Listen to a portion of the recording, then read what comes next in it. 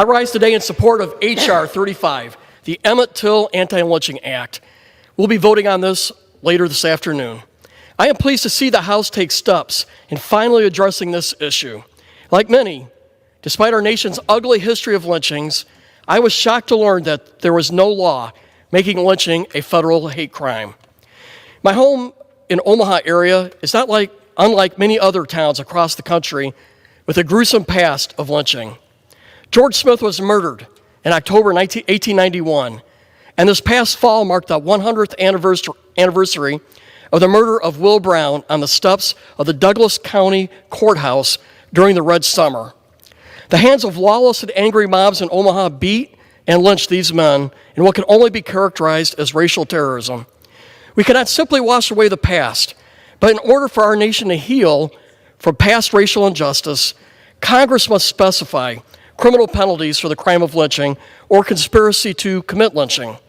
With at least 5,000 lynchings in our nation's history, this bill is important as an acknowledgement that this evil did occur, that millions felt fear in their homes and communities, and that many feared for their lives, the lives of their dads and their sons, and that this formal acknowledgement will help facilitate reconciliation. Last year, I was approached by local African-American community leaders to look into anti-lynching legislation. And I felt that the language from Senator Harris's bill that passed with overwhelming bipartisan support in the Senate was the right one to support here in the House. This is how we're going to make a bill and get it signed by the President of the United States. It's because of these reasons that I was honored to introduce the Senate-passed language in the House. The bill we are voting on today contains language of my bill that I introduced 8 months ago verbatim. I do not complain, because in the end, I want results. We want results. We are closer than we have ever been in making lynching a federal crime.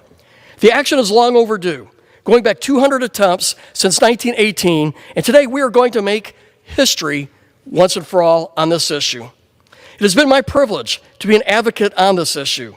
I applaud Senator Harris and Congressman Rush, who have championed this bill for years. We will finally get this to the President's desk to be signed into law in order to close one of the ugliest chapters in America's history once and for all. Thank you, Mr. Speaker, and I yield back. Now, Milwaukee County Sheriff David Clarke. So, Sheriff, there are varying portrayals of the police by two world leaders. Those were in different contexts, I want to point out. Do you see a comparison? It's like night and day. Hollande seems to appreciate the work of the police force in France, the intelligence services he mentioned, and President Obama. And I say this with no hyperbole intended. He is the most anti-cop president I have ever seen in my 38 years of policing. He does nothing but sit up there and just tear the American police officer down, finds fault with us. You know, I noticed that he was pointing his finger, sticking actually a finger in the eye, I should say, of white folks, talking about their biases and things like that. He's real quick to talk about how white folks are racist, but he didn't acknowledge the situation in Dallas where you had a black racist. He doesn't acknowledge people or organizations like the New Black Panther Party, a racist organization, the Nation of Islam, a racist organization. But it's always the white man's fault, you know, and America's getting tired of this rhetoric. They really are, and every time he opens his mouth, he just adds more fuel to the fire. Sheriff, I want to ask you this. There are a lot of developments between Nice and the attack there, what we are witnessing right now in Turkey. How prepared are we to have safe conventions? Well, look, the world's on fire. We know that. The United States is upside down right now with some of the things that are going on here. This is Obama's new normal. The law enforcement agencies in Cleveland, they're prepared. They're prepared for anything that might go on. You know, you always hope for the best, but you prepare for the worst. And in that way, no matter what happens, you'll be able to handle the situation. I have complete confidence in the law enforcement that's in Cleveland assembled for this Republican National Convention, as well as the Democrat National Convention. We know how to police these things. We've done it before. Bigger events than this. This isn't as big as something like the Super Bowl, you know, Super Bowl week, some of those events.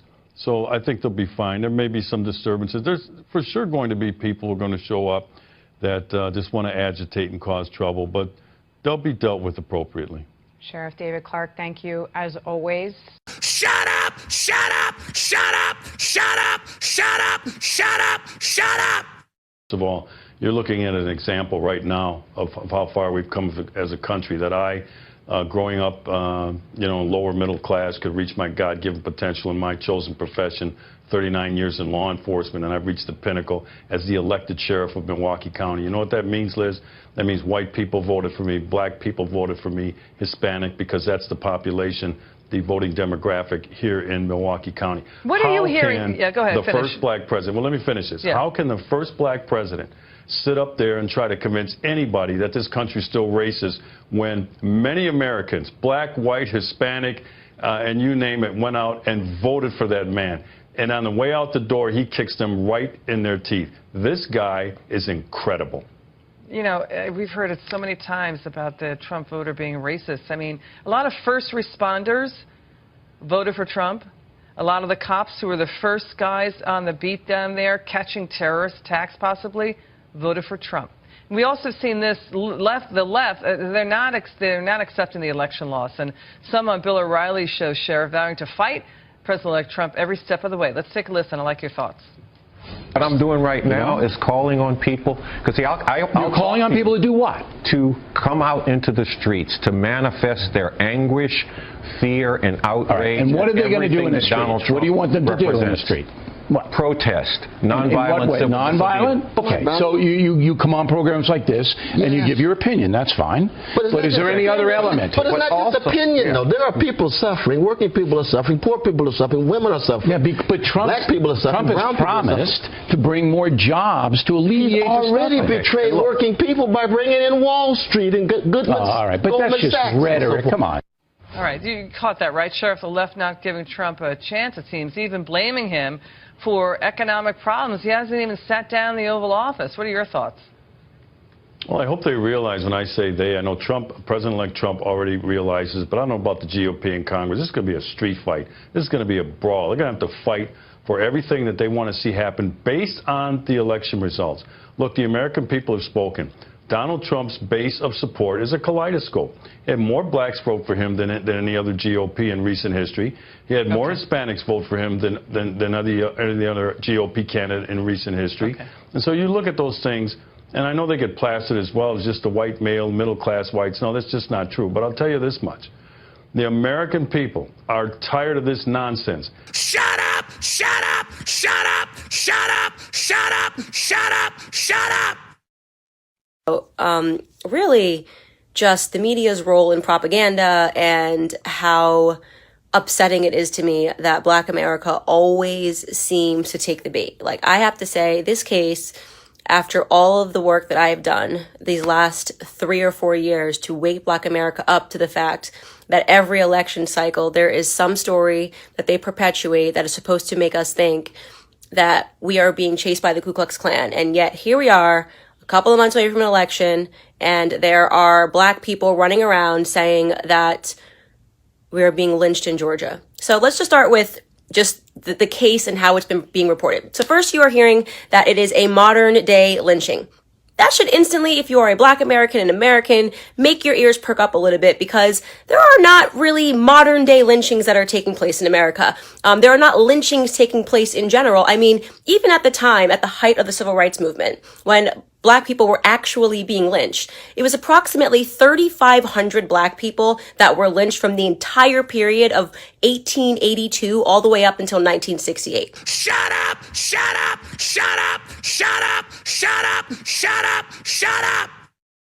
Time and again, we've seen Black men die at the hands of law enforcement, or more recently, not law enforcement, for no reason. There will be an investigation conducted into the civil rights violations by the FBI, and I think that was absolutely the right call.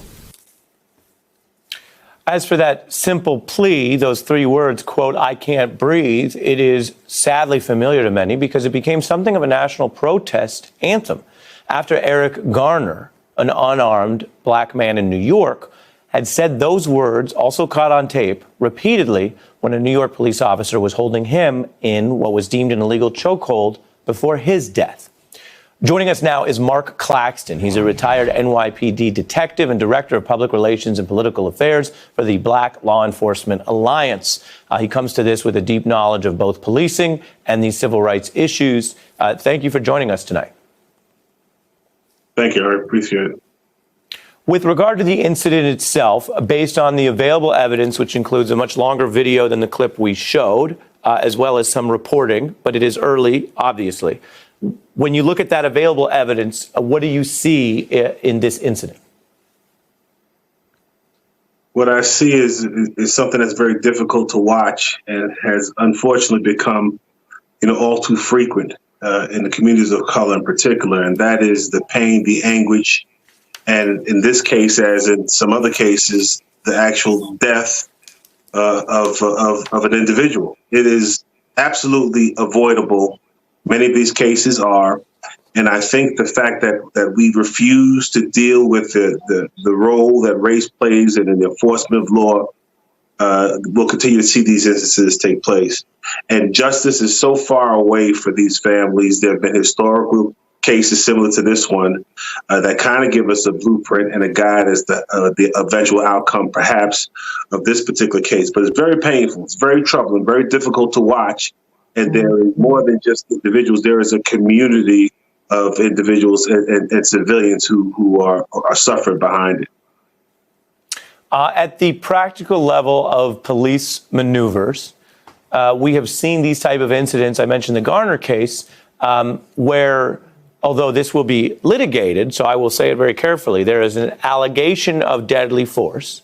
As you know, and I think viewers know, there is a larger legal process for determining cause of death, autopsy, et cetera. But an allegation of deadly force that comes out of techniques that are not supposed to be deadly. A chokehold or a restraint is obviously not supposed to be a method to execute someone in custody. Let me read from the Minneapolis policy on this for your analysis for our viewers to understand, because they define the neck restraint as compressing one or both sides of the individual's neck with an arm or leg without applying direct pressure to the trachea or airway. The guidance notes they shall not be used against subjects who are passively resisting. As with all policing, most of this is at the local level of rules and laws. What can you speak to both the rules and whether they were followed and what's shown on the video? We have to be very careful here, and that is, and this is the opportunity really to commend the response by Mayor Fry and Chief Arredondo, because what they realized and understood is that we can deal with the minutia of the specific rules and regulations as it relates to police use of force, et cetera. We can deal with some of the fringe areas of the law, or we could deal with what we actually saw with our own eyes and deal with this case and other cases like it on an emotional, responsible way to really address the issue at hand. Because if we have a debate or a discussion about the intricacies of police tactics, et cetera, then we miss the point.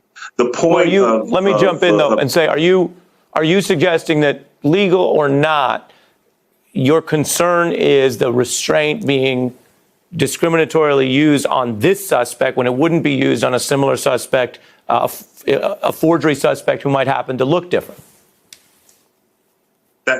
That's part of the concern. The larger concern is that sometimes we kind of, we lose the forest for the trees, and that we have an individual here who should not be subjected to extrajudicial execution, who was subjected to extrajudicial execution. And if we don't examine some of the larger socio-political elements and issues, then we kind of miss the opportunity to prevent this from happening ever again. So we can, and respectfully, we can have discussions about the legal terminology and use of force issues here, but sometimes it's larger than even those issues.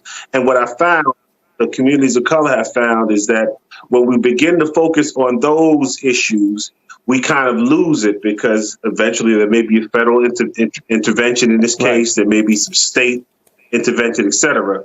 But what we want is justice in the sense that no one should be subjected to this and no family should have to deal with this pain and no community should have to feel as if they are subjected to this time and time again. Mark Claxton, thank you as always and appreciate your expertise on this. All right, so that's actually a very low number relative, not saying that lynching is okay, obviously, but a very low number relative to the population that we had at that time, or the population that we had all the way up until 1968. So lynchings are not common in general. The idea that people are going around lynching people in 2020 America, you can already know and you can smell that something is wrong with the story. All right, so before I even saw the video, because I just was interested in the reaction to see how far people were going to take it, I saw that LeBron James issued a tweet, which quite frankly must have been the dumbest thing I have ever read. The tweet was that we are literally, we meaning black people, we are literally being hunted as soon as we walk outside of our own homes. So this is either laugh out loud funny or really stupid. In my opinion, it's both. Shut up! Shut up! Shut up! Shut up! Shut up! Shut up! Shut up! LeBron James doesn't even touch his own car door handles. LeBron James is currently building a multi-million-dollar, $100 million estate in Bel Air right now. And LeBron James has a white chef. He's got white housekeepers. LeBron James is somebody that has white people waiting on him hand and foot because he is successful and he has a lot of money, and that's what comes with money and success. So the idea that he is out there perpetuating some idea that black Americans are literally being hunted for walking outside of out of their doors is pointedly ridiculous and should have made everybody go, okay, this is really dumb. Making you angry and emotional in another election year. That's the part I don't understand. It's like, how can we just keep falling for it? Like, is there going to be like one year, like maybe 2028, where black America's like, we've done this for the last 70 years. Something sounds off right now. Maybe it's not a lynching. Maybe other stuff went wrong, but it wasn't just a bunch of white people that wanted to kill black people. I mean, I hope so. Sometimes I do get exhausted with it because people are just foolish and they take the bait all the time. And I'm just like, is Black America ever going to wake up and stop allowing themselves to be a punchline in a white liberal leftist narrative? So far, the answer is no. I'll wrap this by saying LeBron James is an idiot, and he always takes the bait, and it is why I tweeted that he will never be a Kobe, he will never be a Michael Jordan, because he just has never taken the time to simply educate himself. Murder! Murder! Murder! Murder! Murder! Murder! Red rum! Red rum! Red rum! Red rum! They're murdering us, and we just sit here and we put up with it!